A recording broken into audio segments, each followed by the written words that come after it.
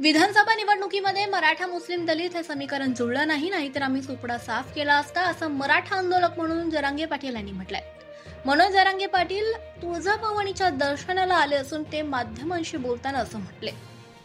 पुढे आम्ही सामूहिक उपोषण करणार आहे। महाराष्ट्रातल्या घराघरातले मराठी आंतरवाली सामूहिक उपोषण आमरण उपोषण करणार आहे। एका दिवस बहुतेक असंही होऊ शकतं की हे उपोषण बहुतेक आणखी विचारलं नाही पण विचारणार बहुतेक मुंबईत सुद्धा होऊ शकतं आणि मुंबईत सुद्धा करू शकतो। पण आता आधी समाजाला विचार नाही हे सामूहिक उपोषण आंतरवालीतच करायचं, आमरण उपोषण आझाद मैदान मुंबईला सुद्धा करायचं, हे सुद्धा होऊ शकतं, शक्यता आहे। बहुतेक असं होऊ शकतं की मुंबईत सुद्धा होऊ शकतं, पण आधी समाजाला विचार। काही केलं तरी आम्हाला संघर्ष करावा लागणार आहे, लढावं लागणार आहे। कोणी आलं तरी म्हणजे हे जरी आले असते तरी आमच्या वाट्याला तेच होतं आणि हे आले तरी पण तेच आहे। आमच्या चळवळीवर विश्वास आहे। कोणी झालं तर मुंडकर पाय देऊन आरक्षण घ्या, त्याला काय कारण उघडच आहे। मैदानातच नव्हतं, नाही तर पाडून टाकले असते, त्यांना दण पाडले असते सगळे। मालक समाज आहे, समाज कोणाच्या दावणीला बांधला नाही।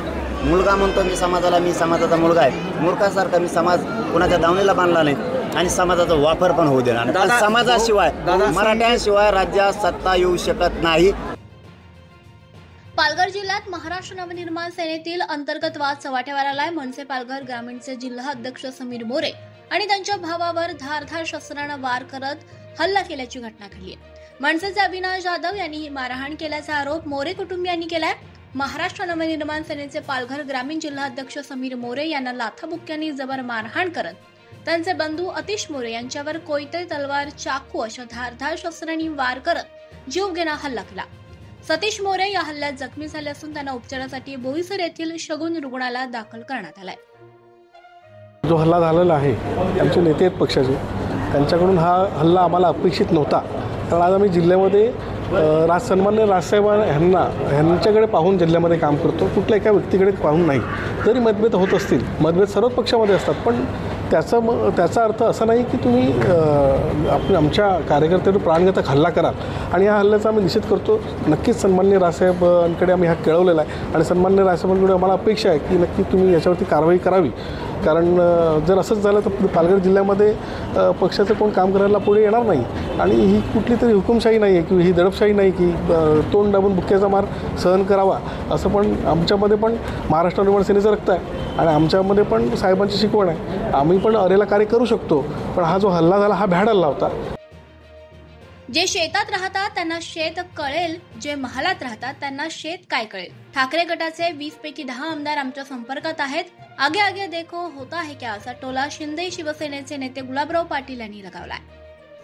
आदित्य ठाकरे सोन्याचे चमचा घेऊन जन्माला आलेला माणूस आहे, त्याला काय माहिती आहे आंदोलनं वगैरे। आंदोलनं करून आम्ही मोठे केलंय त्यांना, नाहीतर शिवसेना ही मोठी करण्यामध्ये जे लोक होते आज ते कुठे आहेत? दिवाकर राव ते कुठे आहेत? विचारा त्यांना। लीलाधर ढाके कुठे आहेत? त्यांना विचारा। वामनराव महाडिकांचं नाव कधी घेतलं जातं का? विचारा। अहो हे सगळे विसरले आहेत। त्या महालामध्ये आमच्यासारख्याची सुद्धा एक वीट आहे, त्या विटांना विसरले म्हणून संजय राऊतसारखा एक दगड घेऊन आले, त्या दगडाने पूर्ण सत्यानाश करून टाकला त्यांच्या महालाचा। तुमचा खूप संताप आहे संजय राऊत। हो, 5 सीट पाडणार होता जळगावमध्ये जिल्ह्यामध्ये येऊन, 2-2 दिवस इथे बसलं, ते साधं वाचू शकला नाही एक माणूस। त्यामुळे आता तरी ओळखावं राऊतांनी आणि राऊतांना उद्धव ठाकरेंनी ओळखावं, नाहीतर अजून जे 20 आहे ना त्याच्यातले 10 आमच्याकडे यायच्या तयारीत आहे। उद्धव ठाकरे म्हणतायत लोक बघा ना, आगे आगे होता है क्या देखिए आप। पाथर्डी येथे महाविकास आघाडीच्या वतीनं तहसील कार्यालयासमोर ईव्हीएम मशीनची प्रतिकृती जाळण्यात आली। या मशीनचं दहन करण्यात आलं। यावेळी हजारो कार्यकर्ते उपस्थित होते। आमदार रोहित पवार, प्रताप ढाकणे यांच्या नेतृत्वाखाली करण्यात आलंय हे पाथर्डी तहसील कार्यालयासमोर ईव्हीएम विरोधात आंदोलन। तसंच ईव्हीएम विरोधात राज्यातील सगळे लोक हे एकत्र आलेच पाहिजेत असंही यावेळी आंदोलकांनी म्हटलं। पाथर्डी शेवगाव या मतदारसंघामध्ये प्रतापकाका ढाकणे व त्यांचे सर्व कार्यकर्ते व तसंच इथं असणारे जे मतदार आहेत त्यांनी इच्छा व्यक्त केली होती की एकतर लोकांची भावना प्रताप काकांच्या बाजूली होती की ते आमदार झाले पाहिजे। वातावरण हे आदरणीय पवार साहेबांच्या पक्षाच्या बाजूला या मतदारसंघामध्ये होतं। असं असताना सुद्धा लोकांनी हे इलेक्शन ताब्यात घेतलं होतं, स्वखर्चातून प्रताप काकांना तिथं आमदार बनवावं अशा प्रयत्नासाठी त्यांनी कष्ट घेतले होते आणि हे झाल्यानंतर जेव्हा मतमोजणी झाली त्यावेळेस जो निकाल लागला तो इथं असणाऱ्या लोकांना मान्य नाही, मतदारांना मान्य नाही. त्या हेतूतून आज इथं आभार सभा जी काकांनी ठेवली होती व कार्यकर्त्यांच्या सांगण्यावरनं आम्ही सर्वजण इथं तहसील कार्यालयाला आलो, RO ऑफिसला आलो आणि तिथं प्रातिनिधिक स्वरूपात जे डेमो EVM मशीन होते त्याची होळी या ठिकाणी आम्ही पेटवलेली आहे. माझी तब्येत बरी आहे, माझ्यावर टीका होत आहे, मग सत्ता स्थापन होत असताना मी गावाला यायचं नाही का? असं काही नियम आहे का? मी नेहमीच गावी येतो. ही निवडणूक महायुती प्रचंड मतानं जिंकली आहे. जनतेच्या मनातील सरकार आता स्थापन होईल. गेल्या 2.5 वर्षांच्या आमच्या विकास कामाची ही पोचपावती आहे, अशी माहिती एकनाथ शिंदेने दिली आहे. जे प्रकल्प मागील 2.5 वर्षांपासून थांबवले होते ते वेगानं सुरू केले आहेत. आतापर्यंतच्या इतिहासामध्ये विविध योजना झाल्या, त्यापेक्षा सर्वात जास्त योजना आम्ही राबवल्या. महाराष्ट्राच्या इतिहासात या झालेल्या योजना सुवर्ण अक्षरात लिहिल्या जातील. मी गावी आल्यानंतर मला वेगळा आनंद मिळतो. मला सर्वसामान्यांची गरिबी जाणवते. मी मुख्यमंत्री व्हावं अशी इच्छा आहे, पण जनतेच्या मनामध्ये राहून मी काम केलंय. हे जनतेचं प्रेम आहे. कॉमन मॅन समजून मी काम केलं आहे. कोणाचाही संभ्रम नको म्हणून मागील आठवड्यामध्ये मी पत्रकार परिषदही घेतली होती.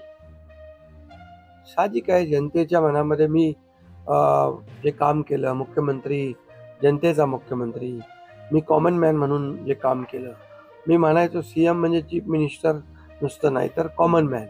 आणि कॉमन मॅन समजून मी काम केल्यामुळे कॉमन मॅनच्या ज्या अडचणी आहेत, दुःख आहेत, ते मी समजून घेऊन सोडवण्याचा प्रयत्न केला. त्यामुळे साहजिक आहे लोकांची भावना.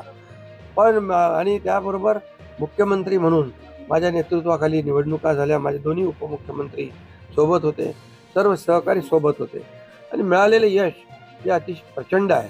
आणि यामध्ये मी म्हणूनच याच्यामध्ये कोणाचाही संभ्रम नको म्हणून मागच्या आठवड्यामध्ये मी प्रेस कॉन्फरन्स घेतली. आपल्याला माहीत आहे की यामध्ये आदरणीय प्रधानमंत्री नरेंद्र मोदीजी, आदरणीय अमितभाई शाह गृहमंत्री, भाजपचे अध्यक्ष आणि हे सर्व निर्णय घेतील मुख्यमंत्री पदाबाबतचा. तो मी सांगितलं, त्याला पूर्ण शिवसेनेचा पाठिंबा आहे, माझा पाठिंबा आहे. त्यामुळे आता कुठं काही असं किंतु परंतु कोणाच्या मनामध्ये नसावा. शेवटी मी मनमोकळेपणाने काम करणारा कार्यकर्ता आहे आणि म्हणून माझा निर्णय मी घेतला आहे. त्याच्या बाबतीत चर्चा होईल. आता चर्चा होईल, चर्चेमधून बऱ्याचशा काही गोष्टी निघतील, बऱ्याचशा गोष्टी सुटतील. आणि त्यामुळे आम्हाला सर्वात महत्त्वाचं म्हणजे आम्हाला जे निवडून दिलेलं आहे लोकांनी, त्या लोकांना ज्या काय आम्ही कमिटमेंट केलेल्या आहेत त्या राज्याच्या विकासाच्या दृष्टीने किंबहुना ज्या आम्ही लोकांची बांधील आहोत ती बांधिलकी आम्हाला जपायची आहे. सगळ्यात महत्त्वाचं मला काय मिळालं, कुणाला काय मिळालं यापेक्षा जनतेला काय मिळणार आहे. महाराष्ट्रातल्या जनतेने भरभरून मतदान केलेलं आहे, मतांचा वर्षाव केला आहे.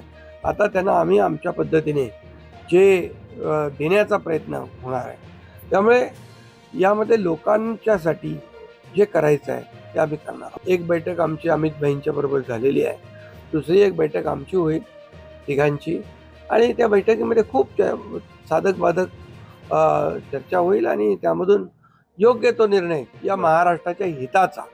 बघा, आमच्यामध्ये तुम्हाला मी सांगतो, या जनतेने आम्हाला भरभरून दिलेलं आहे. जनतेला असं वाटता कामा नये की आम्ही सत्ता दिली, सरकार म्हणजे एवढी मेजॉरिटी दिली, आता चांगलं सरकार स्थापन व्हावं, जी अपेक्षा जनतेची आहे ती आम्ही पूर्ण करणार. बारामती विधानसभा मतदारसंघातील शरद पवार गटाचे उमेदवार युगेंद्र पवार यांनी आभार दौरा सुरू केलाय. बारामती विधानसभा निवडणुकीत युगेंद्र पवार यांचा मोठ्या मताधिक्यानं पराभव झाल्यानंतर आता युगेंद्र पवारांनी गावोगावी जाऊन मतदारांचे आभार मानायला सुरुवात केली आहे. काटेवाडी गावातून या आभार दौऱ्याला त्यांनी सुरुवात केली. ज्या लोकांनी आम्हाला साथ दिली आणि ज्यांनी साथ दिली नाही त्यांच्यापर्यंत आपण परत एकदा गेलं पाहिजे, आभार मानले पाहिजेत, हीच शिकवण पवार साहेबांची आहे. त्यासाठी हा आभार दौरा करत असल्याचं युगेंद्र पवारांनी म्हटलं. आता खरं तर आम्ही दरवेळेला करतो, लोकसभेला पण आपण ते केलेलं. आणि ज्या लोकांनी आम्हाला साथ दिली आणि ज्या लोकांनी साथ दिली नाही त्यांच्यापर्यंत आपण परत एकदा गेलं पाहिजे, त्यांचे आभार आपण मानले पाहिजेत, हीच शिकवण आम्हाला पवार साहेबांची आहे.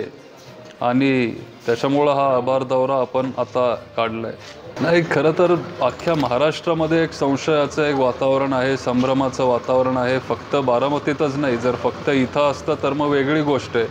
पण अख्ख्या राज्यात जे मोठे मोठे दिग्गज आहेत, कधी न हरणारे नेते, ते तिथं हरलेत. त्यांच्या पारंपरिक मतदारसंघामध्ये एवढं काम करून पण ते तिथं निवडून आले नाहीत. आणि नक्की हे का झालं? आणि जर सुप्रीम कोर्टाने हा अधिकार आम्हाला दिला आहे, साधारण 5% आपण बूथ चेक करू शकतो, 5% बूथ आपण रीचेकिंग करू शकतो, आणि जर हा अधिकार आम्हाला दिला असेल एक नागरिक म्हणून, तर मग ते चेक करायला काय हरकत आहे? नाही, ठीक आहे, शेवटी जर खरंच लोकांचा तो कल असेल तर मग तो स्वीकारावाच लागेल. पण नक्की ते का झालं, कशामुळं झालं, कुणामुळं झालं, ह्याचा पण अभ्यास आपण सगळ्यांनी केला पाहिजे.